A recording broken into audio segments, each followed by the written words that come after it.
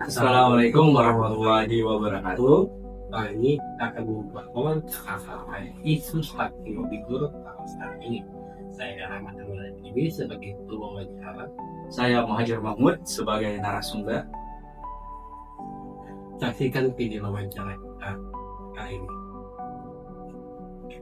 Baik, kali ini kita akan melakukan wawancara terhadap saudara Muhajir terkait kasus stunting yang sedang beredar di provinsi Gorontalo saat ini.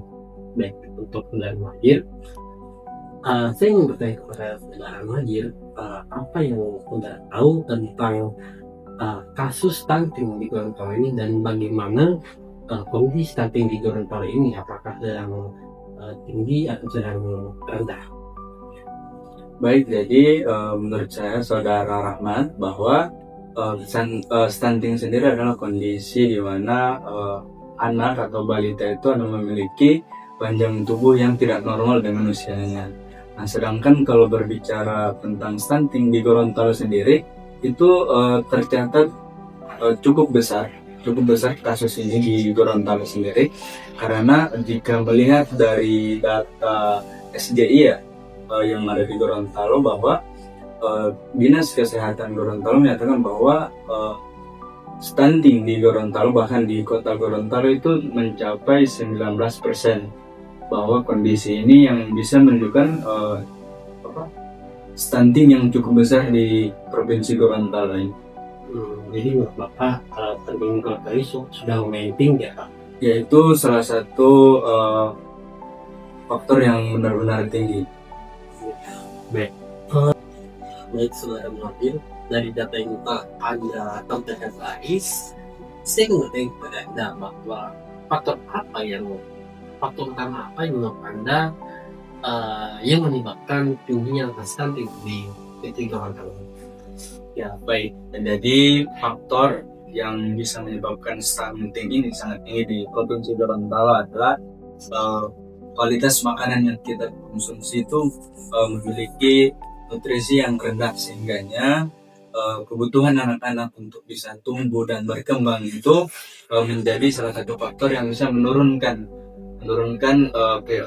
kesehatan dari anak-anak itu, sehingganya terjadinya stunting pada balita yang dari umur 6 bulan sampai dengan 12 bulan. Begitu juga yang dari 12 bulan ke 23 bulan itu mengalami stunting. Karena apa? Itu berdampingan dengan kebutuhan mereka, itu harus ada pendamping atau makanan pendamping selain dari ASI yang mereka butuh.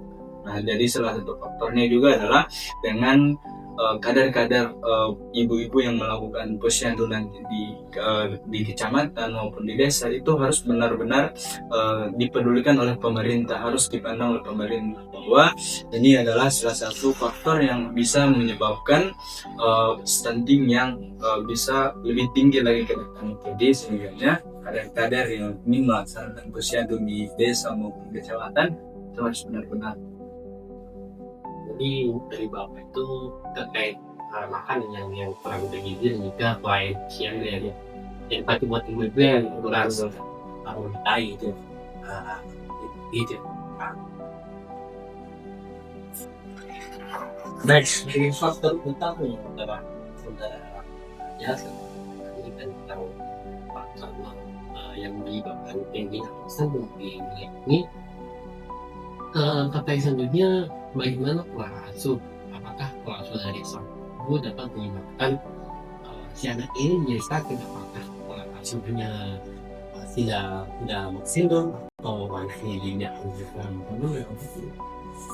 Ya, baik saudara Rahman. Jadi kalau berbicara tentang pola asuh itu memang sangat dibutuhkan oleh. Nah, jadi seorang ibu memberikan asuhan kepada anak itu harus memang betul-betul disosialisasikan oleh pemerintah, yang nantinya bagaimana seorang ibu bisa mengasuh anaknya nanti itu agar bisa terhindar dari stunting. Nah, makanya dari itu pemerintah seharusnya atau bahkan memberikan edukasi kepada ibu-ibu yang ada di desa maupun kecamatan. Karena mengapa?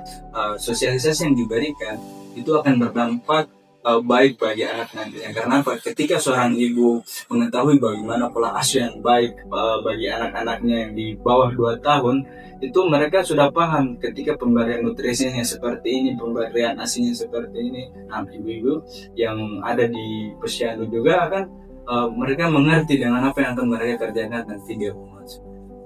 Baik, jadi harus ada edukasi ya Pak Ibu bagaimana cara yang benar Bapak pola asuh bagi anak agar tidak sampai sakit. Baik. Baik, berbicara tentang stunting saudara kecil, saya ingin tanya terakhir dari Anda, apa tanggapan dari solusi bagi Anda untuk pemerintah agar stunting ini sudah angka stunting menurun di wilayah ini, terutama di wilayah Gorontalo. Baik Saudara Rahman, berbicara tentang solusi, ya pemerintah Gorontalo sendiri telah memberikan dampak yang luar biasa dari data tahun 2023 dan 2024 itu. Dari awalnya adalah memiliki kenaikan angka stunting yang tinggi di Provinsi Gorontalo ini, yang awalnya dari 38% itu menurun sampai dengan 28% angka stunting di Gorontalo. Nah, mereka itu membuat program-program dari pemerintah itu untuk seperti tadi melakukan edukasi di beberapa tempat seperti kecamatan dan desa, yang nantinya ibu rumah tangga nanti akan mereka memiliki pengetahuan yang dasar bagaimana cara mengasuh anak, memberikan nutrisi yang baik untuk makanan mereka. Terus kemudian juga ada beberapa, salah satunya program dari pemerintah daerah Provinsi Gorontalo sendiri, itu ada program kerja yang dimana di setiap ibu-ibu yang datang di desa itu mereka harus benar-benar sudah dibekali ilmu pengetahuan tentang bagaimana mengasuh anak, memberikan nutrisi, terus kemudian apa yang baik untuk anak yang di bawah 2 tahun tersebut. Itu sudah ada pergerakan dari pemerintah, sehingga dari data yang saya sempat sebutkan tadi, itu adalah salah satu contoh bahwa pemerintah Gorontalo memang bukan hanya sekedar iming-iming saja dalam memberikan program kerja mereka, tapi mereka kerja nyata, karena di 8,6 poin tadi mereka bisa menurunkan tingkat stunting yang Kalau saran dari Bapak untuk menurunkan stunting dari dokternya, itu kalau dari Bapak, harapan Bapak dengan pemerintah dan menurunkan. Baik, kalau saran dari saya adalah bahwa pemberian makanan dan juga air bersih yang seharusnya bisa diberikan kepada anak, karena salah satu faktor yang bisa menyebabkan anak-anak menjadi stunting adalah mereka kadang meminum minuman yang tidak sehat, menyehatkan, seperti sekarang seperti di beberapa kios kecil itu menjual minuman berwarna yang mengandung kafein, yang itu bisa menyebabkan kesehatan mereka itu menurun. Jadi sehingganya yang bisa diharapkan adalah walaupun memang beberapa UMKM itu memang untuk bisa menjual, tetapi harus juga mengutamakan kesehatan dan keselamatan anak-anak kita, karena Indonesia memiliki program kerja itu 2045 Mas. Nah, dengan itu sehingganya saya rasa mampu untuk bisa mencapai Indonesia Mas 2040. Baik, terima kasih sudah hadir.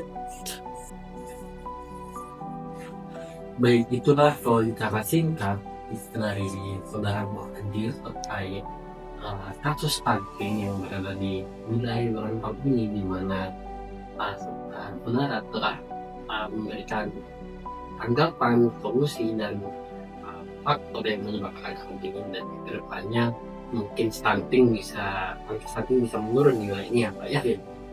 Baik, itu saja wawancara singkat dari kami. Semoga Anda dapat menambah ilmu dan wawasan Indonesia. Tonton video kami sebelumnya. Wassalamualaikum warahmatullahi wabarakatuh.